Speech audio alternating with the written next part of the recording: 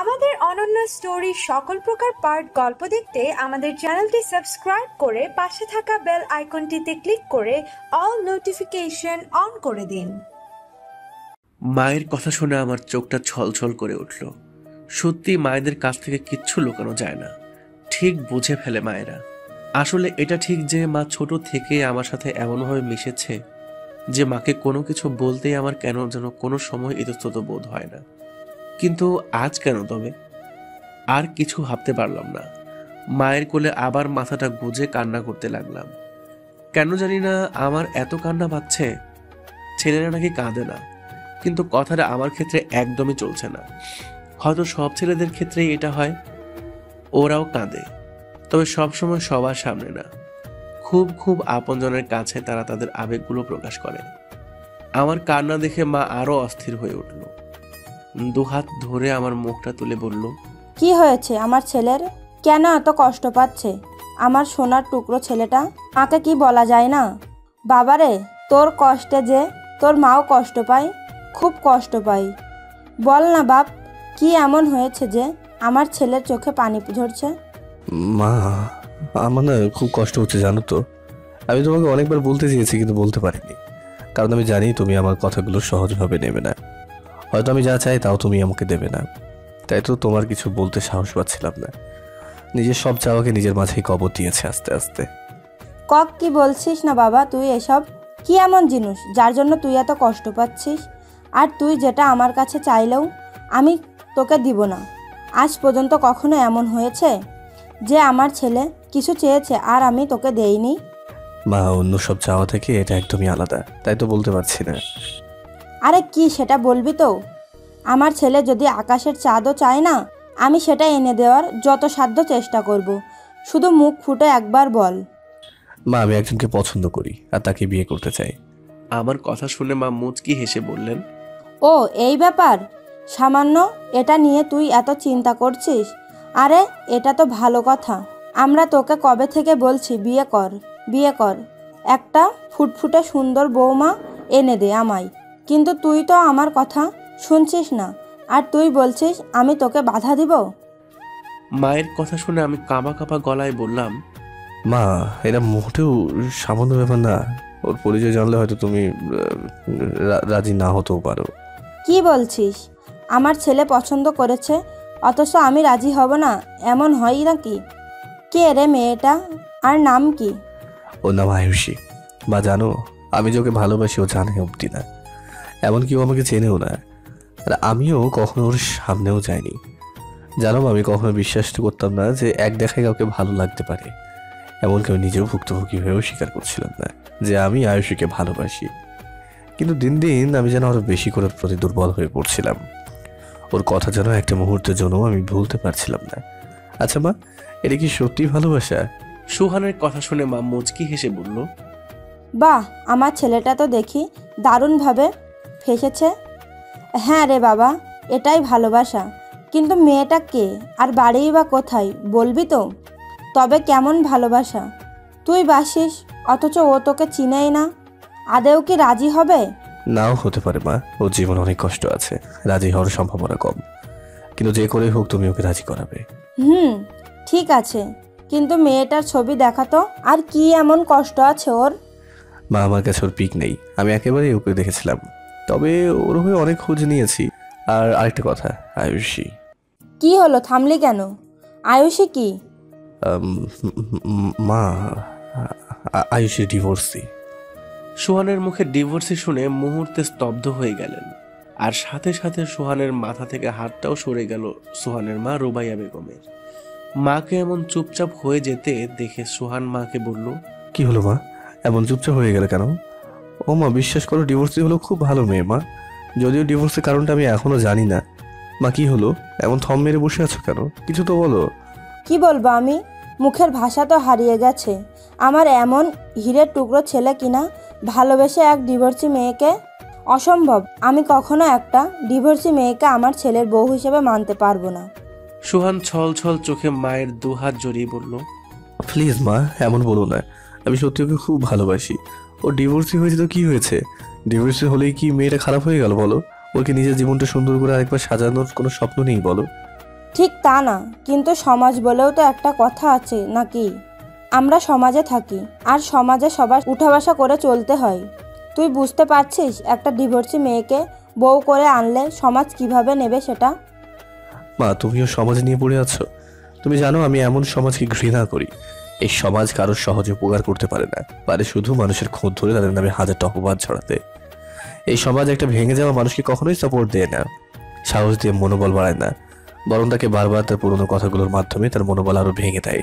সমাজ পারে শুধু কথা শোনাতে। তাও সুবাহান, এই সমাজ নিয়েই আমাদের চলতে হয়, আর এই সমাজেই আমাদের জবাবদিহি করতে হয়। কোন সমাজের কথা বলছো তুমি? যে সমাজে একটা মেয়ের দোষ না থাকা সত্ত্বেও তাকে দোষী বানায়, তাকে শোনায় সে অপয়া চরিত্রহীন। যেই সমাজে ছেলেরা হাজার দোষ করলেও তার কোনো বিচার নেই, সেই সমাজের কথা বলছো তুমি? মা, তুমি তো এমন নও, তাহলে আজ কেন সমাজে দোহাই দিচ্ছ? আচ্ছা, তোমার মনেও কি একই ধারণা যে ডিভোর্স হয়েছে বলে আয়ুষী একটা খারাপ মেয়ে? শুধুমাত্র ওর দোষে ডিভোর্স হয়েছে ওর? হ্যাঁ, আচ্ছা, ছেলেটারও তো দোষ থাকতে পারে। হয়তো স্বামীর অত্যাচারেও ঠিকতে না পেরে শেষ পর্যন্ত আর সংসার ত্যাগ করতে হলো, বা অন্য কোনো কারণও তো থাকতে পারে, তাই না মা? সুহানের কথাগুলো শুনে রুবাইয়া বেগম চুপ হয়ে গেলেন।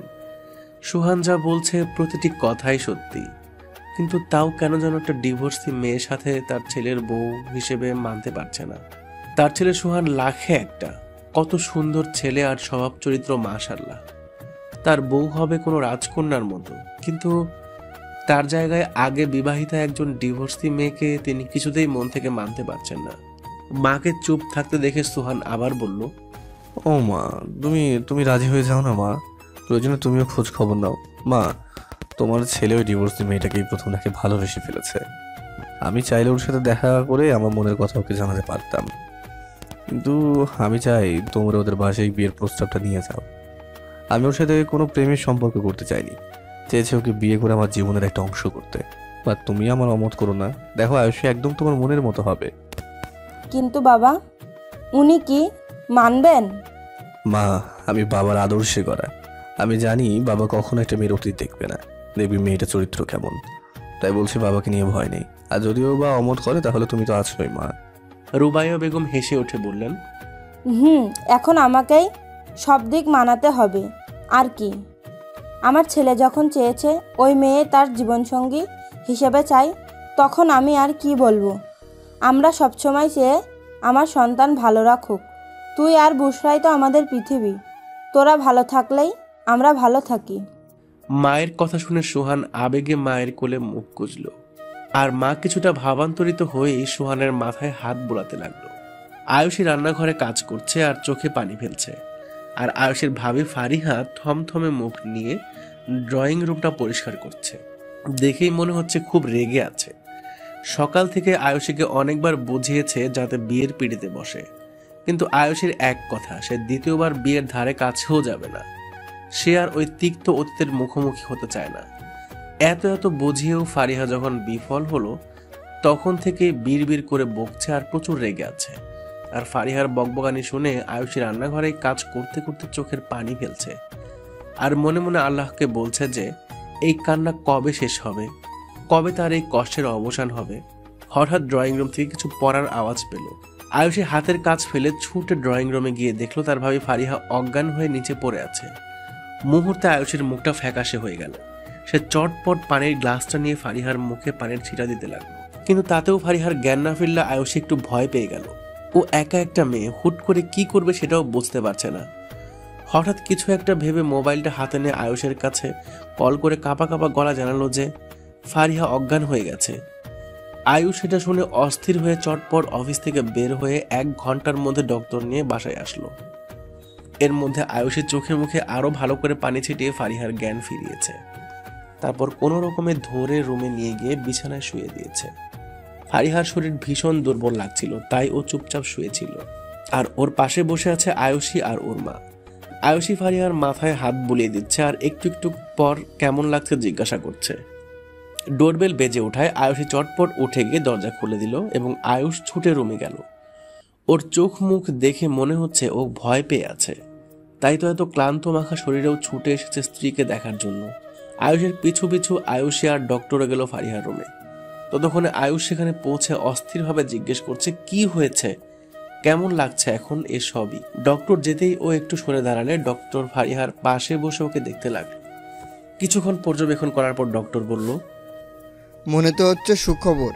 আমার যতটুকু মনে হচ্ছে উনি মা হতে চলেছেন। তারপরও শিওর হওয়ার জন্য আমি একটা টেস্ট দিয়ে যাচ্ছি, কাল গিয়ে ওটা করিয়ে নেবেন। ডক্টরের কথা শোনার সাথে সাথে সবার মুখে মিষ্টি হাসি ফুটে উঠল। আয়ুষের চোখে মুখে আনন্দ উপচে পড়ছে। এত খুশি মনে হয় ও এর আগে কখনো হয়নি। হঠাৎ এমন একটা খুশির সংবাদ শুনবে ও কল্পনাও করতে পারেনি। আয়ুষ তো পারছে না এখন সবার সামনে ফারিয়াকে কোলে উঠিয়ে নাচে। আয়ুষের ছল ছল নয়নে আয়ুষের এই খুশি আর অস্থিরতাগুলো দেখছে। আয়ুষ কাঁপা কাঁপা গলা ডক্টরকে বলল, সত্যি ডক্টর, আমি বাবা হব? সত্যি বলছেন তো? আমার অভিজ্ঞতা তো তাই বলে মিস্টার আয়ুষ। আর হ্যাঁ, আমি কিছু ওষুধ লিখে দিচ্ছি, ওগুলো ঠিক নিয়মে খাওয়াবেন আর পেশেন্টের দিকে খেয়াল রাখবেন। ওনার শরীর এখন একটু দুর্বল আছে, তাই ঠিকভাবে ওনার যত্ন নিতে হবে। আপনি চিন্তা করবেন না ডক্টর, আমরা তো আছি, আমরা সবাই ওর যত্ন নিব। এরপর ডক্টরকে ওনার ফি দিয়ে দরজা অবধি এগিয়ে দিয়ে আবার রুমে ছুটে এলো আয়ুষ। এসে দেখলো তার মা ফারিহার মাথায় মিষ্টি হেসে হাত বুলিয়ে দিচ্ছে আর দোয়া করছে। আয়ুষকে দেখতে পেলে উনি আয়ুষের কাছে এসেও মাথায় হাত বুলিয়ে দিলেন। তারপর আয়ুষের হাত ধরে বেরিয়ে নিজের রুমে চলে গেলেন। সবার মনে অপরিসীম খুশি কাজ করছে এই মুহূর্তে। বাড়িটা এতদিন ফাঁকা ফাঁকা ছিল, একটা বাচ্চার খুবই অভাব ছিল। পুরো বাড়িটা সব সময় চুপচাপ থাকতো, আর এখন সেই অভাবটা পূর্ণ হতে চলেছে। আর কিছু মাস পরেই এই বাড়িতেও বাচ্চা আসবে, পুরো বাড়ি হইচইতে ভরে উঠবে। এসব ভাবতেই সবার মুখে হাসি ফুটে উঠছে। আয়ুষ তো মা আর আয়ুষে বেরিয়ে যাওয়ার পরেই ফারিয়াকে গিয়ে শক্ত করে জড়িয়ে ধরেছে। এতদিনে ও বাবা হতে চলেছে, এই খুশিও কিভাবে প্রকাশ করবে বুঝতে পারছে না। খুশিতে বারবার ফারিহাকে চোখে মুখে চুমু খাচ্ছে আর বুকে জড়িয়ে নিচ্ছে। আর ফারিহাও মুগ্ধ দৃষ্টিতে তার স্বামীর পাগলামিগুলো দেখছে। তারও খুব ভালো লাগছে তার স্বামীর এই পাগলামিগুলো দেখতে। রাতে আয়ুষী শুয়ে আছে, ডিনারের পর ঘুমাবে বলেই বিছানায় শোয়া, কিন্তু কিছুতেই ঘুম আসছে না। বারবার এপাশ ওপাশ করছে।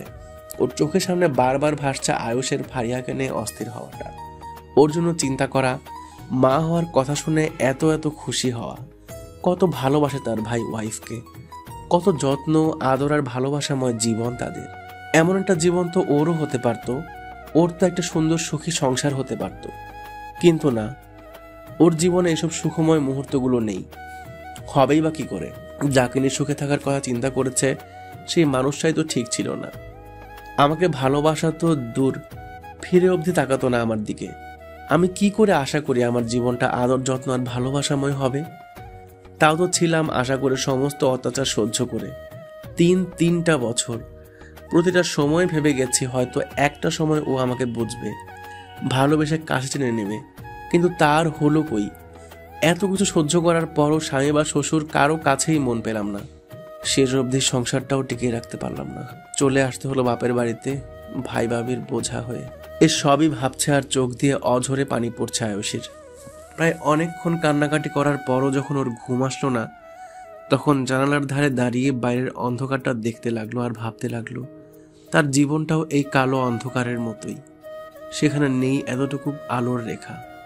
কিন্তু প্রকৃতির এই অন্ধকার কেটে তো ঠিক আলোর রেখা ফুটবে একটু পরেই। আমার জীবনেও কি আলোর রেখা কখনো ফুটবে কি জানি। আয়ুষ একটা দীর্ঘশ্বাস ফেলে তাকিয়ে থাকলো বাইরের পানে। আরও একটা নির্ঘুম রাত কাটতে লাগলো আয়ুষের। এটা নতুন না, প্রায় আয়ুষের নির্ঘুম রাত কাটে এই জানালার ধারে দাঁড়িয়ে। ডাইনিং টেবিলে বসে ডিনার করছে সোহান, সোহানের মা রুবাইয়া বেগম, সোহানের বাবা ইফতেখার চৌধুরী আর সোহানের ছোট বোন বুশরা চৌধুরী। বুশরা ইন্টার সেকেন্ড ইয়ারে পড়ছে বর্তমানে।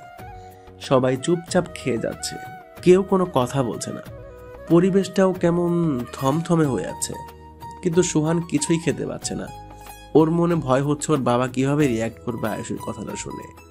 আদৌ মেনে নেবে তো, নাকি আর ভাবনা তার এগুলো না। বাবার কথায় তার সমস্ত ভাবনা চিহ্ন হয়ে গেল, ভাবার কথায় তার সমস্ত ভাবনা নিশ্চিহ্ন হয়ে গেল। সুহান তাকালো তার বাবার দিকে, সাথে সাথে বাকি সবাইও তাকালো। বাবা তখন বলছিলেন, সোহান, তোমার মা যা বললো তা কি ঠিক? তুমি কি সত্যি একটা ডিভোর্সি মেয়েকে বিয়ে করতে চাও? বাবার কথা শুনে সোহান মুখটা নিচু করে আমতা আমতা করে বলল, বাবা, ও ডিভোর্সি হলেও মেয়েটা অনেক ভালো। আমি ওর অনেক খোঁজ নিয়েছি। আমি চাই তোমরা ওর খোঁজ খবর নাও। আমার মনে হয় না খারাপ কিছু পাবে। তার মানে তুমি ওই মেয়েটাকে বিয়ে করবে? কিন্তু কেন সোহান? পৃথিবীতে কি মেয়ের অভাব পড়েছিল? তুমি এমন একটা অশিক্ষিত আর স্টেবল ছেলে একটা ডিভোর্সি মেয়েকে বিয়ে করার জন্য উঠে পড়ে লেগেছো? তুমি চাইলেই তো অনেক ভালো ভালো মেয়ে লাইন ধরবে তোমার পিছনে। সোহান অসহায় দৃষ্টি নিয়ে বাবার দিকে তাকিয়ে বলল, আমি তো কখনো সুন্দরের পেছনে ছুটিনি। আমি সবসময় চেয়েছি একজন সুন্দর মনের মানুষ। তুমিই তো বলতে কোনো মানুষকে নিচু করে না দেখতে, সবাইকে সমানে সম্মান দিতে। ও ডিভোর্সি বলে যে ও খারাপ এমনটা তো নয়। আমি যতদূর জানি ওর হাজবেন্ড আরেকটা বিয়ে করে ওকে ডিভোর্স দিয়ে বাড়ি থেকে বের করে দিয়েছিল। বাবা, আমি ওকে শুধু একটিবার দেখেছি, আর তাতেই বুঝেছি ও সত্যিই ভালো একটা মেয়ে। আমার বিশ্বাস ও এখানে আসলে আমাদের সংসার আরও সুন্দর হবে। বুঝলাম, কিন্তু আমার এমন হীরার টুকরো ছেলে, এমন একটা মেয়ে যে কিনা আগে বিবাহিত। মা, বিবাহিত তো কি হয়েছে? ওর ডিভোর্স হয়ে গেছে বলে কি ওর জীবনটা এখানেই থেমে যাবে? ওর কি ওর লাইফটা সুন্দর করে সাজিয়ে তোলার অধিকার নেই বলো? আমরাই যদি ওর পাশে না দাঁড়াই তাহলে কেমন করে হবে বলো তো? তোমার কখনো আফসোস হবে না সোহান বাবা, ডিভোর্সি মেয়েকে নিজের জীবনের সাথে জড়িয়েছো বলে? বাবা, আমার মনে হয় না সেই ভাবনাটা কখনো আমার মনে আসবে, আর না আয়ুষই সেই ভাবনাটাকে আসতে দেবে। আচ্ছা, আমি কাল থেকে ঘটক লাগিয়ে ওর পরিবারের খোঁজ খবর নিচ্ছি। তুমি ঠিকানাটা দিও। সব ভালো হলে নিশ্চয়ই বিয়ের প্রস্তাব পাঠাবো। বাবার কথা শুনে সোহানের মুখে হাসি ফুটে উঠল। তারপর কেউ আর কোনো কথা না বলে চুপচাপ ডিনার সেরে যে যার রুমে চলে গেল। চারিদিকে প্রখর রোদ, ভ্যাপসা গরমে প্রায় অতিষ্ঠ সবাই। রোদের ঝলকানি ছড়িয়ে ছিটিয়ে আছে সবখানে। রাস্তায় গাড়ির আনাগোনা, ঘেমে যাওয়া রিক্সা চালক তার যাত্রী নিয়ে চলছে নিজ গন্তব্যে। মাঝে মাঝে কেউ সাইকেল নিয়েও চলাচল করছে। আয়ুষও একটা রিক্সায় করে চলেছে বাজারের উদ্দেশ্যে। বাসার বাজারটা তাকেই করতে হয়। আয়ুষ তো অফিসের কারণে সময় পায় না। অবশ্য আয়ুষী আসার আগে ফারিহা বাজার করত, একেবারে বেশি করে বাজার করে ফ্রিজে রেখে দিত। কিন্তু আয়ুষী আসার পর থেকে ও আর বাজারে যায় না, বরং একদিন পর পর আয়ুষীকে যেতে হয় বাজার করতে। একে তো রোদের প্রচুর তাপ, তার উপর এই গরমে বোরকা নেকাব পরে বের হওয়ায় আয়ুষীর প্রাণটা যেন বেরিয়ে আসবে। কিন্তু তার যত কষ্টই হোক, তাকে এই কাজগুলো করতেই হবে। তার ভাই ভাবে যে তাকে আশ্রয় দিয়েছে এই অনেক, আবার বসিয়েও খাওয়াবে এমন তো মানে নেই।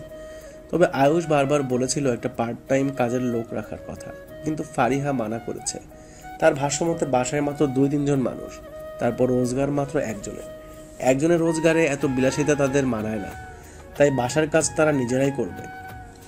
আয়ুষও ভাবিকে সাপোর্ট করে, তার ভাইকে সেম কথা বলেছিল, তাই আয়ুষ আর দ্বিমত করতে পারেনি। আর এখন তো ফারিহার শরীরও ঠিক নেই। জ্ঞান হারিয়ে ফেলার পরদিনই আয়ুষ ফারিয়াকে নিয়ে মেডিকেলে টেস্ট করাতে গিয়েছিল এবং রিপোর্ট পজিটিভ এসেছে। এতে আরেক দফা খুশির বন্যা বয়ে গেছিল তাদের সবার উপর দিয়ে। ফারিয়া কনসিভ করার পর থেকেই একদমই কোনো কাজে হাত দেয় না, সব কাজ আয়ুষীকেই করতে হয়। আয়ুষী মনে মনে একটু কষ্ট পেলেও সেটা কাউকে বুঝতে দেয় না, খুশি মনে সব কাজ করে ফেলে। আয়ুষীর মা কিছু বলতে গেলেও পারেন না, একে তো বয়স হয়েছে ওনার, তার উপর অসুস্থ। ওনার চিকিৎসার জন্য অনেক টাকা খরচ হয় আয়ুষের, তাই ছেলেকে বাড়তি টাকা খরচ করে একটা কাজের লোক রাখতে বলবে সেই কথাটাও বলতে পারেন না উনি। তাই তো নীরবে শুধু তার এই অসহায় দুঃখী মেয়েটার দিনরাত এক করে খাটুনি দেখে যায়, আর আল্লাহর কাছে বারবার প্রার্থনা করেন যেন তার মেয়েটার জীবনটা সাজিয়ে দেন।